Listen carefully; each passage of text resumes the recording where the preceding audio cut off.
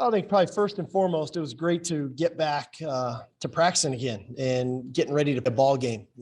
Bye weeks are really good for on a lot of fronts. One, to get yourself healthy. 7 weeks in, 7 straight games, you can be nicked up, banged up, and we've obviously had our fair share of pretty significant injuries. But clearly, when you go 7 straight weeks with the schedule we've had, you're going to have some bumps and bruises. So that part was good. I thought it was really good during the bye week to kind of address some of the things that we do really well and some of the areas where we need to improve upon. But ultimately, we're all competitors, and nobody loves having a bye coming off of a loss, and that was the scenario we had. So everybody, a little bit more on edge. Everybody kind of wired in and focused and want to get back on the field and compete. And so to get back out this week against a really quality opponent in Baylor, I think was good for us. They got our attention from the very beginning, and I think our guys have had a great week of practice and really good energy, really good focus. And now ultimately we got to put it all together at 11 a.m. on Saturday. Thanks, Coach. Ed, go ahead and start us off. Coach, this is a unique week. You're going to be on a bus this week. Does it take you back to your high school days, old-fashioned, going on a bus to a high school game? And what about traveling on a bus? What do you think about that? It probably takes me back more to my junior college days, little longer trip. Most of your high school games, I had a couple playoff games that were a decent ride, but junior college, you got a bus, right? And that's where I played for 2 years. That's where I started coaching. For us, it's not that much of a difference. It's not that long of a ride, but I do think there's something about being on the bus and being together. It's a little looser sometimes on the bus than when you're getting on an airplane and, guys are watching movies or whatever. So I think the camaraderie will be good for us. Kirk, go ahead. Steve, I'm told that Bohannon even uses play action passes in empty backfields. Are they one of the heaviest play action teams you're facing this year? And what special problems does that create? Well, they are, and they're very good at it. I think they're very sound in their protections. I think they, for the most part, give him some pretty clean pockets. And the way you get to play action pass is by running the ball really well. And they're a very good run first football team. 2 really good backs. They also run him some out of the empty package, which is where you can get some of the play pass. And then they have the right route combinations to take advantage of you when your safeties get nosy or linebackers are too much downhill. But at the end of the day, against these guys, you got to stop the run first. You got to do a great job there, and then you got to make sure that they don't throw the ball over your head, because that's when they can create those explosive plays. But they tax you that way. They tax you that way from a personnel grouping, formation, motion shift to get you out of your gaps in the run game, and then ultimately to utilize the play action pass to create the explosive plays. Joe Cook, go ahead. Steve, you've called plays against Dave before. It was that 2019 game where, both LSU and Alabama were running up the field. I guess what stands out in your memory about that game and calling plays against him? Probably the first thing about that game was just how many great players were on both teams. It was a high level football game of talent and competitors battling. I've got a great deal of respect for Dave. He always has a nice game plan coming into games. They're very sound, but then he makes the necessary adjustments in game. So you always like the challenge. Players get challenged every week from a physical standpoint, obviously, and as coaches, we get challenged every week. And when you get to go up against guys that you have a lot of respect for, that's the beauty of our profession. And Dave and Coach Roberts, their DC, they do a nice job, and they've been doing a nice job for a long time. Brian, go ahead. Steve, it's rare to see a 350-pound nose tackle these days. What do you think of their big guy in the middle? And do you think Jake is ready for that? And I think it was after the Tech game you felt that he was making real progress against the nose. Was that right? Yes. I felt like first of all, he's a heck of a player, and he was on that LSU team in 2019. He wasn't starting at the time. They had another ginormous nose guard on that team as well, but he played. So we've been exposed to him before. He's an active guy, for 350 pounds. When you watch him, he's not just stand in one spot and take up space. He's active. I think he actually has a couple sacks on the year.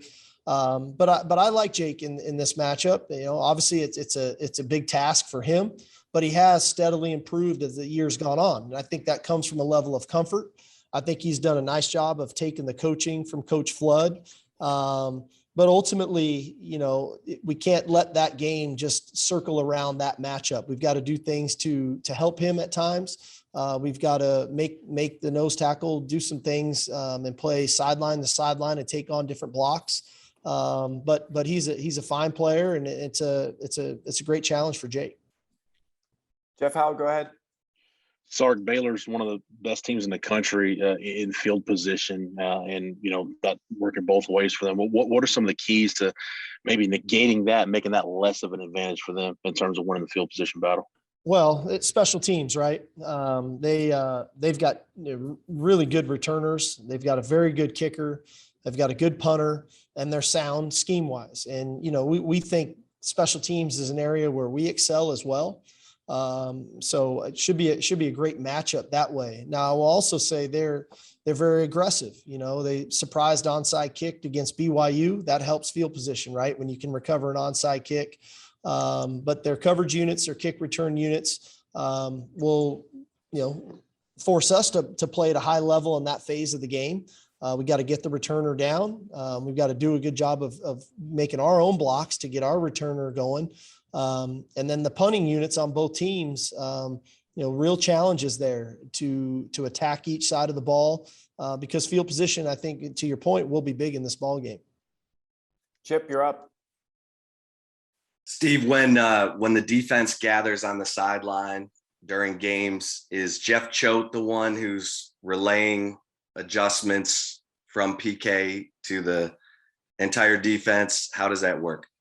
Yeah, I'd say when it's to the entire defense, yes. But we've got Jeff Choate's there, we've got Bo Davis there, we've got Terry Joseph down there, so they're able to kind of manage all three levels of the defense, whether it's the front, the linebackers, or the secondary.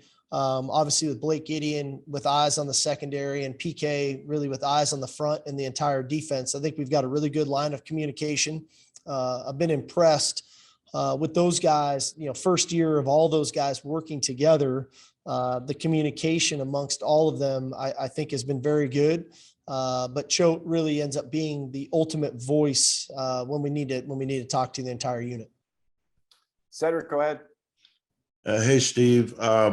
If you could give us an injury update, DeMarvion especially, and also we know Bijan's the best running back in the country, but Roschon's only got 9 carries in the last couple of games. How do you keep him engaged? Because he's very capable as well. Yeah. DeMarvion's good to go. Fired up to have him back. Obviously, impact player for us defensively and on special teams. So to have him back is big.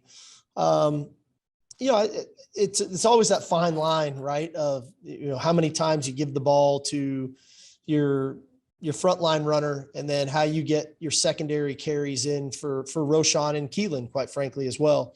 I think one thing about Roschon is he's an unbelievable teammate, and he's a great, just team player. He's fantastic for us on special teams. I mean, he's a core player for us on special teams, so he gets a lot of reps that way. But ultimately, as you come out of a bye week, it's okay. Where can we tweak some things and look at some things?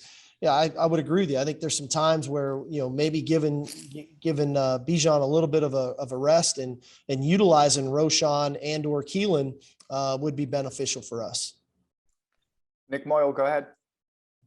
Yeah, Steve, I know you said you're getting DeMarvion back, but obviously Jalen played a big role for you when DeMarvion went out in that Oklahoma State game. Just curious what kind of growth you've seen from him, and has he sort of played his way into getting some more snaps in the coming games? I think Jalen has really played a lot better, and not just in game, but in practice, right? I mean, that's where you kind of earn your opportunities in practice. And I think his intent, his focus has been much better over the last month. I think we've seen the direct effect of that over the last 2 ball games where he played more. And so there will be opportunities for him, probably more than he had earlier in the year, even with Demo back. And, whether that's rotating he and Luke or giving Demo a spell and him playing that spot. I think all three of those guys are versatile players. And I think Jalen's earned those opportunities that he's going to get. Anwar, you're up. Hey, Coach. You said on Monday the one thing you like to do is focusing more on the things that you guys do well. I'm kind of curious of what do you feel like the things that you guys do well? What are some of the things you feel like you're really happy about and your strengths of the team? Well, I think, a couple things. One, I feel like we do a really good job of getting our guys prepared and understanding the game plan and then coming out and executing the plan. Whether that's on offense, defense, or special teams. We've been a very explosive team in the first half of games on offense, on special teams. We've created big plays there. Even throughout the last two games, I thought our defense played very well in the first half. I think the key is to not let our guys lose that focus and that edge of owning the game plan as we work our way into the second half and then into the fourth quarter. But the reality of it is, I think, in my opinion, football's won and lost up front. We're a run first team. We've got to stop the run on defense. And we've done a nice job of that early in ball games. And that's created opportunities to take our shots down the field. It's created opportunities to get interceptions on defense because we're making the teams one dimensional.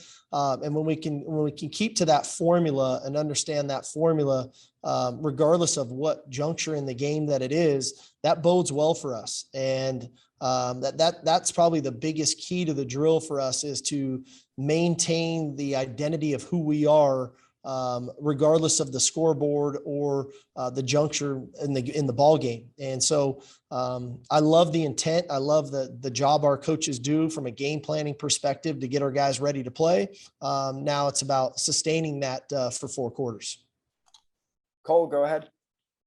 Steve, you're starting to see more of these hybrid defensive players who play a little bit of everything, linebacker, special teams. What have you seen from Jalen Petre, their star defender? And do you see any similarities from him and Shaq Thompson when you were recruiting him to go play at Washington? I think Petrie is a heck of a player. This guy is he's very versatile. I mean, he can play the pass, he can play the run, he can blitz. He's a slippery blitzer. I mean, this guy can find edges and get and dip and get low and create havoc there. He gets his hands on the ball in the secondary. So I have a lot of respect for him as a player and what he brings. Shaq was a bigger player than him. Shaq was a more physical, is probably more of a linebacker body type. I would probably say Petrie reminds me more of Buda Baker, where Buda was not quite as big, but played big. And was impactful in a lot of different ways. And I think Petrie provides that for Baylor. He's a very good football player. Got time for 2 last ones. Roger, go ahead. Sark, you talked about their aggressiveness and also the fact that they don't make many unforced errors, penalties, turnovers. How much does that make a team have to be buttoned up against a team that doesn't give you a lot?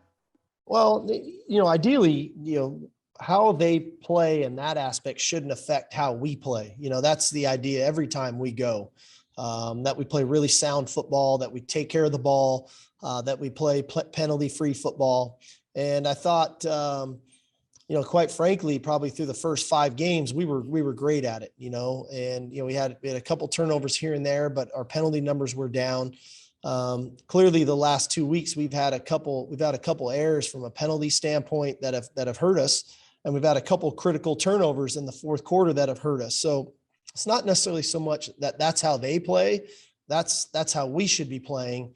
And we're more than capable of playing that way. And that's, in the end, it should become a factor in the ball game Saturday if we do it right. And hopefully we can force some turnovers or force some penalties on their part. Last one, Chip, you're up. Steve, getting Keelan Robinson more involved is probably easier said than done, right? I mean, in terms of him lining up in the slot and that kind of thing, he'd have to probably work more at receiver, or how do you get him more involved? Well, we just have to remain creative. I think that we've got a pretty creative staff. We try to think outside the box at times in some of the things that we do, whether it's with Keelan or any other individual player and or scheme or formationally.